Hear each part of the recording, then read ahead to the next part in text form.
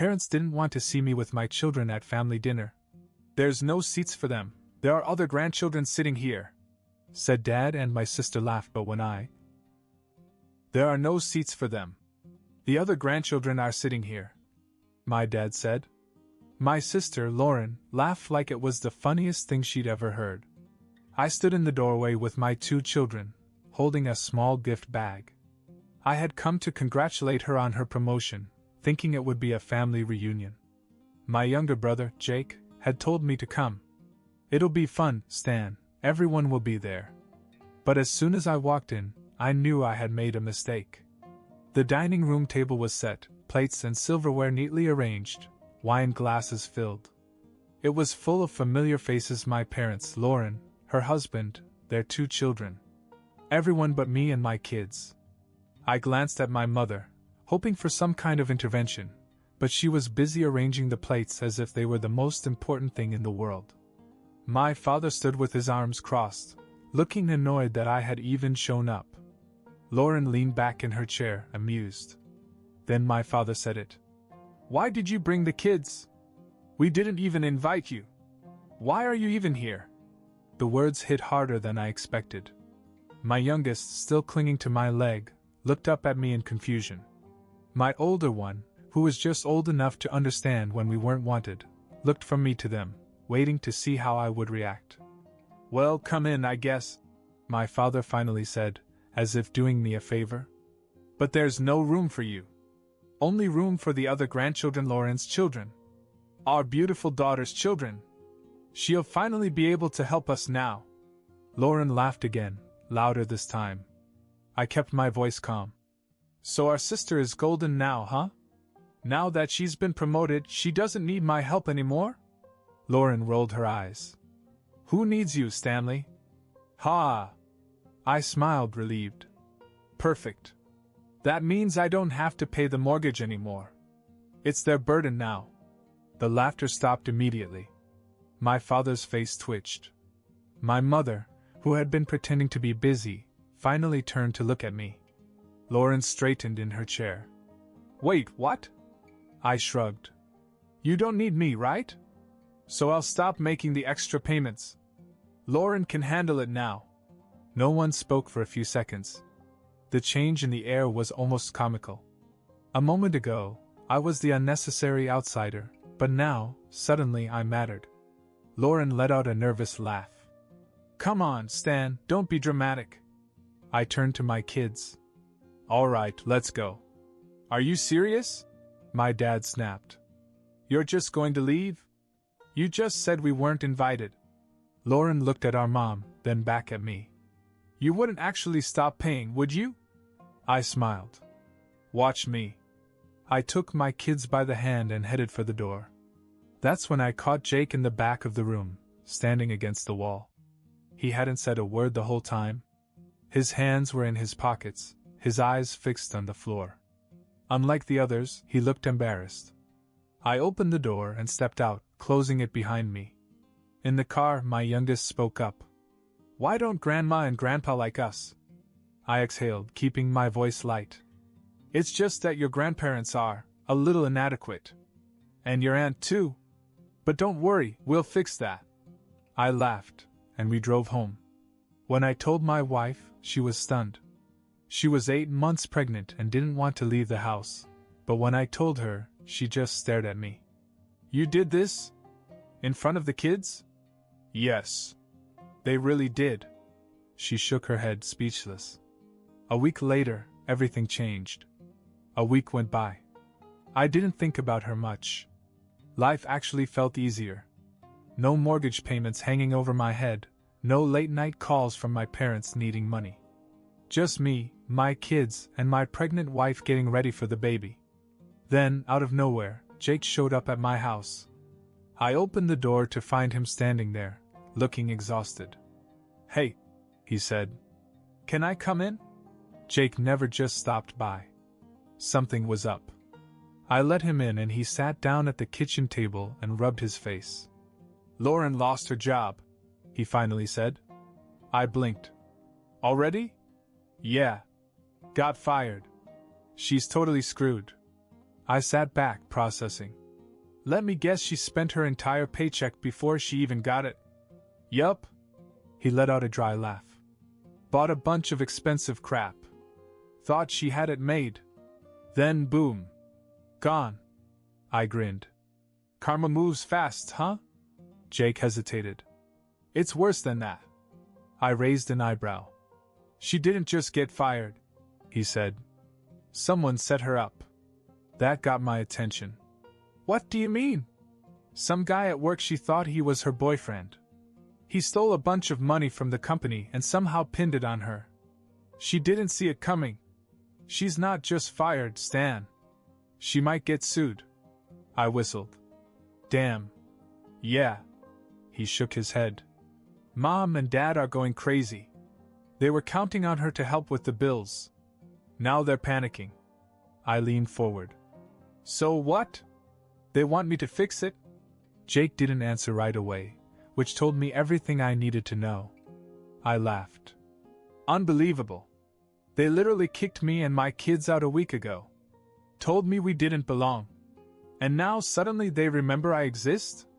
Jake sighed. Look, I'm not saying you owe them anything. I just thought you should know. Things are falling apart over there. Fine, I said without hesitation. Jake stared at me. You don't mean that. Oh, I do, I said. They made their choice. Lauren laughed in my face. Dad practically pushed us out the door. They were going to treat me like nothing? Now they can deal with what that actually feels like. Jake ran a hand through his hair. I get it, man. I do. But just don't do anything you'll regret later. I leaned back in my chair and thought about it. Not because I wanted to help, but because for the first time, they needed me more than I needed them. And I liked that. Jake left a little later, and I went back to my normal night, feeling strangely at peace. Then, around midnight, my phone rang. It was my mother. I let the phone ring. Then it rang again. And again. I ignored it, watching the screen light up in the darkness of our bedroom. My mother's name flashed over and over. My wife, half asleep, muttered, "Who keeps calling?" "My mother," I said. She frowned. "At midnight?" "Yep." I silenced the phone and rolled over.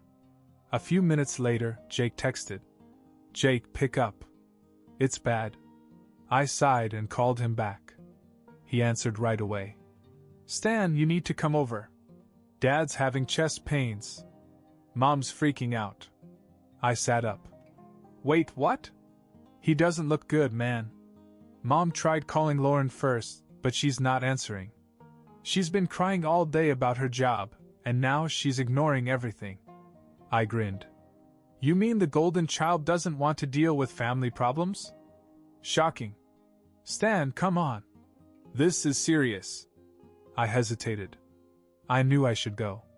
But part of me remembered standing at that dinner table, my children beside me, while my father looked me in the eye and told me we weren't welcome.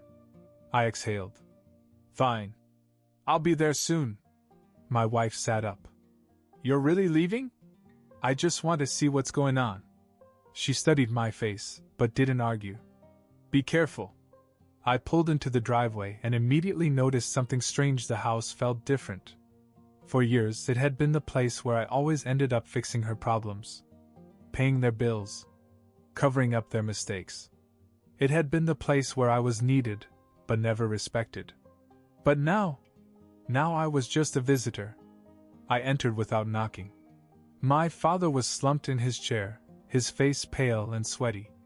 He was breathing heavily, clutching his chest. My mother stood beside him, trembling. The air was thick with panic. She rushed toward me. "Stanley! Oh, thank God you came. Your father, he's in pain. He can't breathe properly." I stared at her. "Did you call 911? She blinked, as if the thought hadn't occurred to her. I pulled out my phone. "Jesus, Mom." I called an ambulance as my mother paced frantically. Then something hit me. "Why did you call me before you called for help?" She looked confused. "I didn't know what to do." "Liar," I muttered. You called because you wanted me to fix it. Like always. She didn't deny it. The paramedics were there within minutes. They examined my father and hooked him up to a monitor. One of them turned to me. It's not a heart attack, but his blood pressure is dangerously high. It's stress-related. I almost laughed. I bet I know what's causing the stress. They loaded him into the ambulance, my mother still clinging to my arm. Stanley, please. I looked down at her. Please, what? Tears welled in her eyes. We need help. I let the words sink in. A week ago, I was nothing to her. Now I was their only option. I looked into her eyes and said, no. Then I walked out. For the first time in years, I felt free. I had walked away, left them to deal with their own mess, and the world didn't end. No one died, no disaster occurred. I had spent my whole life thinking that if I didn't hold it all together, it would fall apart. Turns out it was falling apart anyway. The next morning my wife watched me sip my coffee. So? How bad was it? I grinned. No heart attack. Just stress. She raised an eyebrow. And I told my mom no, I said, setting my cup down. Her eyes widened. You actually said no? Yep. Walked right out. She leaned back in her chair, looking almost amused. Wow. Who are you? I have no idea, I said, laughing. Then, just as I was starting to enjoy my morning, there was a knock at the door. It was Jake. And he looked pissed. As soon as I opened the door, he pushed past me. You really just left? I sighed. Yes, Jake. I left. Because I'm not their damn ATM anymore. Jake ran a hand through his hair. Mom's a wreck. Dad's still in the hospital for observation. And Lauren. He let out a bitter laugh. Lauren still won't answer her damn phone. I shrugged. Not my problem. Jake hesitated, then sat down at the table. Look, I didn't want to bring this up, but I have to. Did you know they've already spent the $4,500 you gave them? I froze. What? Jake nodded. The money you sent to pay off their debt? Gone. Dad didn't even use it for the mortgage like he said. My jaw tightened. Then where the hell did it go? Jake hesitated. To Lauren. They gave her cash. A lot of it. And the rest? Stupid crap. Some new furniture she wanted. A weekend away. Just wasted. I stared at him, waiting for him to say he was joking. But he wasn't. I let out a slow breath, trying to stay calm. So let me get this straight. I paid off almost $5,000 of your debt, and instead of being responsible, you gave money to Lauren? Jake looked down. Yeah. I laughed, but not because I thought it was funny. It was because I finally understood. They used me, I said. Not just for bills. Not just to keep the lights on. They saw me as their rainy day fund. A bottomless wallet. The second I helped them, they threw it away on Lauren, because she's the one they really care about. Jake didn't argue. He knew it was true. He rubbed his face. Look, I understand why you're mad. I'd be mad too. But they're in deep shit now. The bank's breathing down their necks about the mortgage. Dad's in the hospital. Mom's barely holding it together. And Lauren? She's completely useless. I shook my head. No. I'm done. Jake sighed. Stan. No. I cut him off. You made your choice. You put everything into Lauren. They treated me like I was nothing. And now they need me? I scoffed. Let them see what nothing really feels like. Jake sat there, silent for a moment. Then he let out a dry laugh. You know, you're right. I raised an eyebrow. Wait, what? He leaned back. They're going to start leaning on me next. They'll run out of options, and I'll be the last one left. You should get out now, I said. Before they take you down with them. Jake looked at the table and thought. Then he stood up. All right. Just thought you should know. He walked to the door, but stopped before he opened it. Are you sure you won't regret this? I met his eyes. No. For the first time in my life, I know I won't. Jake nodded. Then he left. And I sat there, realizing something important. This wasn't just a moment of anger. I was done for good. For the next few days, my phone was silent. No calls from my parents. No texts from Lauren. Even Jake went silent. I thought maybe they'd finally gotten the message. Then, on Saturday afternoon, my wife and I were in the nursery setting up the crib when I heard a car pull into the driveway. I looked out the window. It was my mother. I sighed. Unbelievable. My wife looked over my shoulder. She actually drove here? Looks like it. There was a loud knock on the door. My mother had never come to my house unannounced. She had always expected me to come to her. I opened the door but didn't invite her in. She looked exhausted, her hair was a mess, and her eyes were red as if she'd been crying. Stanley, please, she said. We need to talk. I crossed my arms. About what? She swallowed hard. Your father is still in the hospital. The doctors are keeping him longer because his blood pressure won't stabilize. The stress is killing him. I remained silent. She took a deep breath. And we may lose the house. There it was. I leaned against the doorframe. Not my problem. Stanley, she whispered.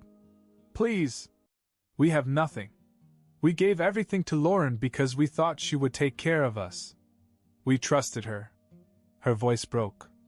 But she hasn't come to see your father once. She doesn't return our calls. She ignores us completely. I shrugged. Wow. That must be hard. Her hands shook. I know we treated you badly. I know we made mistakes. But we have nowhere else to turn. The mortgage is past due. The bank is already sending out warnings. And your father's medical bills dash. She wiped her eyes. We can't afford them. I stared at her, completely unmoved. You know what's funny? I said. A few months ago, I paid off your debt. Almost $5,000. And you didn't even use it on the house. You gave it to Lauren. You chose her over me. Over your grandchildren. She looked down, ashamed. And now? I continued. Now she's gone. And suddenly I'm important again? Tears streamed down her face. Stanley, please. We don't know what to do. I let her words hang in the air for a moment. Then I smiled. Figure it out. She gasped. You don't mean that. I do, I said. I really do. I stepped back and started to close the door. And that's when she snapped. You owe us, she suddenly yelled. I froze. Excuse me? You owe us, Stanley, she yelled. We raised you. We fed you. We gave you everything. And now that we need you, you're just going to turn your back on us? I laughed. Everything? Really? You treated me like a backup plan. Like a safety net for when Lauren let you down. You threw me away as soon as she got her promotion. And now that she's gone, I'm suddenly your son again? She shook her head, angry. You are selfish. After all we've done for you. I didn't even argue. I just smiled. Good luck, Mom. Then I slammed the door in her face. I turned to see my wife standing there, hands on her stomach, staring at me. She exhaled. That was crazy. I nodded. Yeah. And I'm so done. We stood there for a moment, just taking it in. Then we heard a loud bang from outside. I ran to the window and looked out. My mom had kicked the side of my car. She was screaming. Her face was red with anger. Then she got into her own car and drove off. I turned back to my wife, who was still wide-eyed. Well, I said. That went well. She stared at me. Then she burst out laughing. After my mother left, I thought that was it. That they'd finally accept that I was done and move on. I was wrong. A few days later, Jake called. They want to work something out, he said. His voice was tight, as if even he was tired of their nonsense. I sighed. Of course they do. They think maybe you'd be willing to just loan them money instead of giving it. Or maybe you could put the house payments in your name, and they'd pay you back. I let out a sharp laugh. Are you serious? Dead serious. I shook my head. Not happening. Stan, they're desperate, Jake said. I don't think they've ever been this scared. Not my problem, I said, my voice firm. I warned them. I gave them my help for years. They chose Lauren. They used me. And now they're paying the consequences. Jake hesitated. So there's nothing they can say to change your mind? Nothing. He was silent for a second, then sighed. Good. Because I'm with you. That surprised me. You are? Yes, he said. I've thought about it a lot. And you're right. They didn't care about us the way they cared about Lauren. We were just convenient. And I'm tired of being their backup plan, too. I smiled. Proud of you, man. Thanks, he said. But there's a problem. What? I told them. My stomach sank. And? Jake let out a breath. They kicked me out. I sat up. What do you mean they kicked you out? I mean I told them I agreed with you. That they had to deal with their own mess. And Dad lost it. Said if I wasn't going to be part of this family then I could get the hell out. I shook my head. Unbelievable. Yeah, well, I called his bluff and left, Jake said. I packed a bag and left. I'm in a motel right now. I didn't even think about it. Come stay with me. He hesitated. Are you sure? You don't have much room with the baby coming. I don't care, I said. You're not staying in a damn motel. Pack your stuff and come over. There was a pause. Then Jake said, Thanks, Stan. Really? A few hours later he showed up at my door with a duffel bag. He looked exhausted, as if the weight of our parents' selfishness had finally hit him. I patted him on the back. Welcome to freedom. He laughed, but it was a weary laugh. Yeah. Guess we're both out now, huh? Guess so. We put him up in the small guest room. It wasn't much, but he didn't mind. Over the next few days, my phone blew up. My parents called me every name in the book. A selfish bastard. A cheapskate. A disgrace to the family. Apparently, if I didn't give them money, I was worthless to them. Lauren wrote once. Lauren, you're pathetic. You've always been jealous of me and now you're trying to turn Jake against us? Grow up.